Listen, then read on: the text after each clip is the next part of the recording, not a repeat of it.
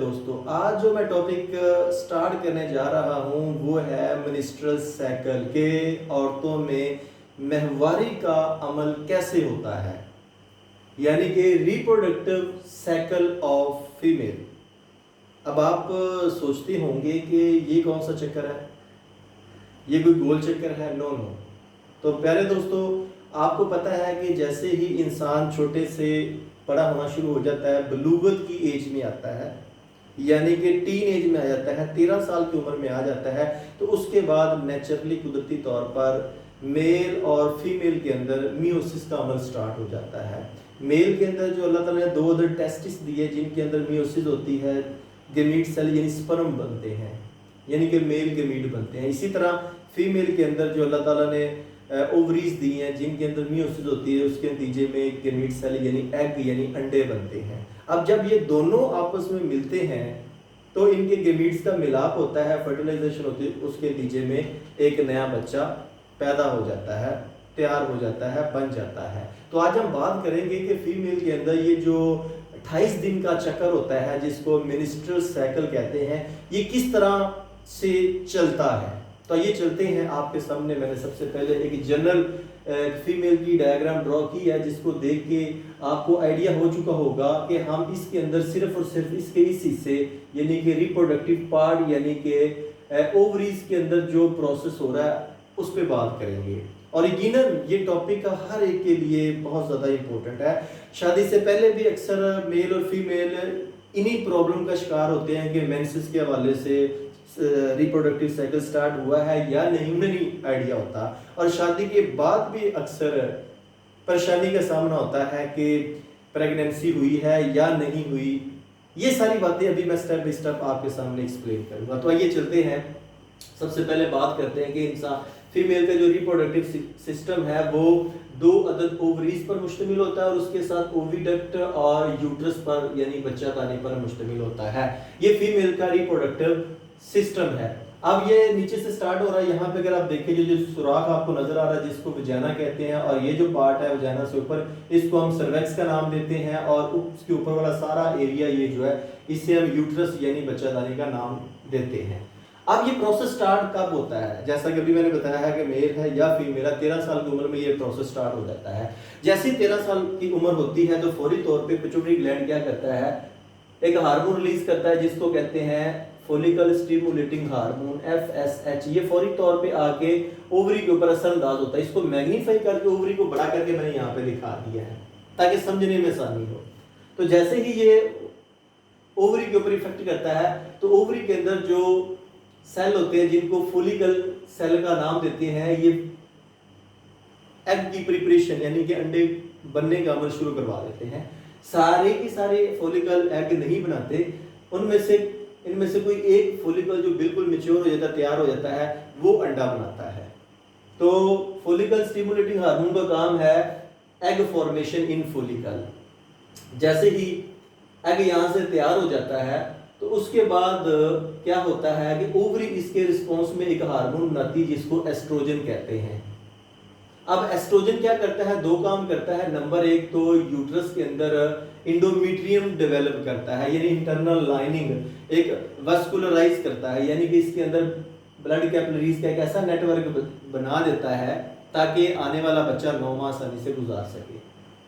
दूसरा काम क्या करता है कि फौरी तौर पे ये पिट्यूटरी ग्लैंड को ऑर्डर देता है कि फॉलिकल स्टिमुलेटिंग हार्मोन बनाना अब बंद कर दे, और साथ ही क्या करे, ल्यूटिनाइजिंग एक दूसरा हार्मोन है LH, वो रिलीज करे ताकि वो ओवरी के ऊपर इफेक्ट करे। फॉलिकल क्योंकि एग तैयार कर चुकी हैं, अब फॉलिकल से एग को निकालना है तो उसके लिए दूसरा हार्मोन आता है ल्यूटिनाइजिंग हार्मोन। वो क्या करता है, इस फॉलिकल के अंदर से एग को रिलीज करवाता है। इस अमल को ओव्यूलेशन कहते हैं। Release of egg from the follicle या you can say release of egg from ovary is called ovulation.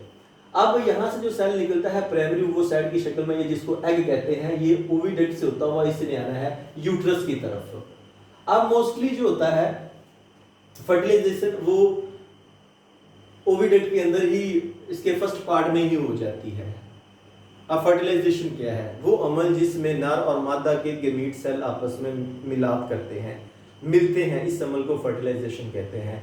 अगर एग और स्पर्म मिल जाते हैं तो उसके नतीजे में जो नया सेल बनता है उसको हम जाइगोट कहते हैं। जाइगोट 9 माह गुजरने के बाद मुकम्मल बच्चे में तब्दील हो जाता है, यानी कि 9 माह का अरसा जो है वो फीमेल की बॉडी यानी इस यूट्रस के अंदर वो मुकम्मल करता है।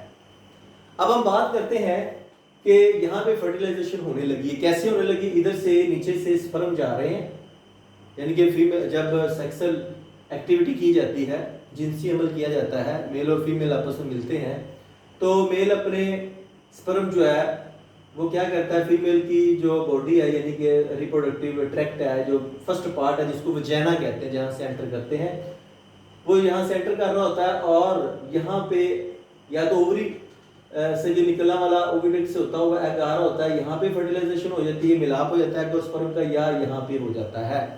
तो ये देख सकती हैं आप, एक एग को मिलियन के हिसाब से जो स्पर्म होते हैं उन्होंने घेरा होता है फर्टिलाइजेशन के लिए। जो स्पर्म पहले फर्टिलाइज करेगा एग को वो जाइगोट बना देगा। जब एक दफा जाइगोट यहाँ पे बन जाएगा तो वो क्या करेगा, अपने एक थिक वॉल बना लेगा और बाकी सारे के सारे स्पर्म जो है वो डेड हो जाते हैं। और फिर वहाँ ये एक जाइगोट जो होता है ये मुकम्मल क्या करता है, फिर डेवलप होना शुरू हो जाता है। डेवलप जैसे होना शुरू होगा ये क्या करेगा, इस फीमेल की बॉडी के साथ यहाँ पे एक इसने क्या करना है, एक प्लेसेंटा डेवलप करना है। लेकिन अभी हम बात कर रहे हैं क्योंकि एस्ट्रोजन ने इंटरनल लाइनिंग डेवलप की है और साथ क्या किया है, इसको ऑर्डर दिया पिट्यूटरी ग्लैंड को ताकि वो फोलिकल स्टिमुलेटिंग हार्मोन की सिक्रीशन को बंद करे और ल्यूटिनाइजिंग हार्मोन रिलीज करे, जिसने क्या किया है, फोलिकल से एग को रिलीज करवा के यहाँ पे भेज दिया है। जब एग यहाँ से रिलीज हो चुका है, फोलिकल से निकल चुका है, वो यहाँ पे आ चुका है, तो उसी दौरान अभी वो जारी है, सफर इसकी जानब जारी है, यानी कि यूट्रस की तरफ आ रहा है। तो फौरी तौर पे जो यहाँ पे फोलिकल रप्चर फोलिकल है, इसके ये जो कॉर्पस ल्यूटियम है वो क्या करती है, एक और हार्मोन बनाती है जिसको प्रोजेस्टेरोन कहते हैं, जो कि यहाँ से एग के आने से पहले यानी फर्टिलाइजेशन से पहले पहले क्या करता है, दोबारा आके देखता है कि यूट्रस के अंदर जो इंडोमेट्रियम है उसकी डेवलपमेंट बिल्कुल ठीक हो चुकी है, वो आगे देखता है, यहाँ पे इम्प्लांटेशन करवाता है, यानी कि प्लेसेंटा की डेवलपमेंट भी वो करवाता है। ये सब कुछ पहले हो जाता है, उसके बाद ये जो जाइगोट होता है वो यहाँ पे आके अटैच हो जाता है यूट्रस की दीवार के साथ और एक रास्ता बन जाता है फीटस यानी कि न्यू बॉर्न बेबी और ये जो यूट्रस है बच्चादानी, इसके द्वारा इस रास्ते को हम, इस ट्यूब लाइक स्ट्रक्चर को हम कहते हैं प्लेसेंटा। इस प्लेसेंटा के जरिए बच्चा क्या करता है, बच्चा मदर के साथ गैसों का तबादला यानी ऑक्सीजन और कार्बन डाइऑक्साइड का, खुराक का, हार्मोन का और न्यूट्रिएंट्स का और वेस्ट मटेरियल का तबादला करता है। तो ये प्रोसेस 9 माह में बिल्कुल मुकम्मल हो जाता है। जब 9 माह के बाद इसकी बर्थ होती है, बर्थ होने के बाद यहाँ पे ये जो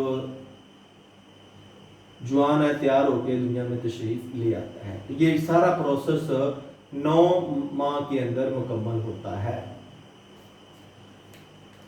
जिस दिन फर्टिलाइजेशन होती है उसके बाद समझ ले कि 9 माह तक मेंसेस बंद। अगर फर्टिलाइजेशन नहीं होती तो फिर क्या होगा? अगर फर्टिलाइजेशन नहीं होती तो ये आप देख सकते हैं जो कार्पस ल्यूटियम यहाँ पे बन चुका था वो डिजेनेट होना शुरू हो जाता है और वो प्रोजेस्टेरोन हार्मोन रिलीज कर रहा होता है, उसकी जो सिक्रीशन है वो भी बंद हो जाती है। और इंडोमेट्रियम क्या होती है, जो अंदर बन चुकी होती है, यहाँ पे वास्कुलराइजेशन सिस्टम जो है, जो यहाँ पे ब्लड कैपिलरीज का एक नेटवर्क बन चुका होता है, वो भी डिजेनेट हो जाता है, वो भी टूट फूट का शिकार होता है, टूट जाता है। और ब्लड और उसके साथ जो मलबा होता है सेल डेब्रीज का, वो यहाँ से बाहर निकलना शुरू हो जाता है। तो आप देख सकते हैं यहाँ पे ये मलबा बॉडी से बाहर निकल रहा है, इनको मेंसेस का नाम देते हैं और इस अमल को हम कहते हैं मेंस्ट्रुएशन, मेंसेस आने का अमल, महवारी। और ये महवारी 3 से 7 दिन का टाइम लेती है मुकम्मल होने में।